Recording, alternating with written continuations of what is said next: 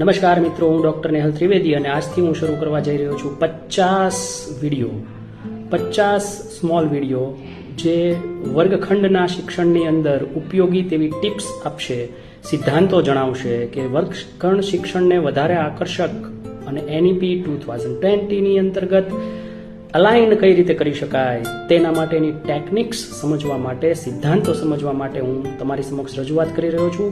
નવાઈની વાત નથી કે કદાચ આપે BEd PTC કરેલું હોય અને આ સિદ્ધાંતોથી આ વાકેફ હો, પણ વર્ગખંડ સુધી આ વાતને કઈ રીતે લઈ જવી તેના માટે હું તમારી સાથે વાત કરીશ. આજે પહેલો સિદ્ધાંત આપણે લઈએ છીએ અનુભવજન્ય શિક્ષણનો સિદ્ધાંત.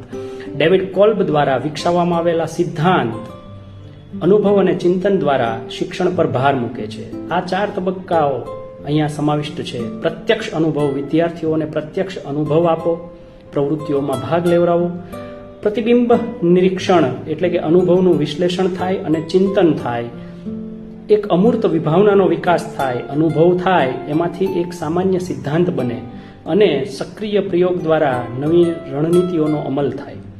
મિત્રો, આ ભારે ભરખમ વાતને હું બહુ ટૂંક ઉદાહરણ સાથે જો તમને ટૂંકમાં સમજાવું તો, વ્યવસાય વર્ગની અંદર કોઈ વિદ્યાર્થીને એક નાનો વ્યવસાય શરૂ કરવાનું તમે કહો અને તેને ચલાવવા માટે કહો, જેમ કે આપણી સ્કૂલની અંદર હાટ આપણે બનાવીએ છીએ, એનાથી ફાયદો શું થશે તો કે એક તો એ યોજના બનાવશે એટલે પ્રત્યક્ષ અનુભવ થશે, પરિણામોનું નિરીક્ષણ કરશે, રણનીતિઓમાં ફેરફાર કરશે અને સુધારેલી રણનીતિઓને લાગુ કરશે.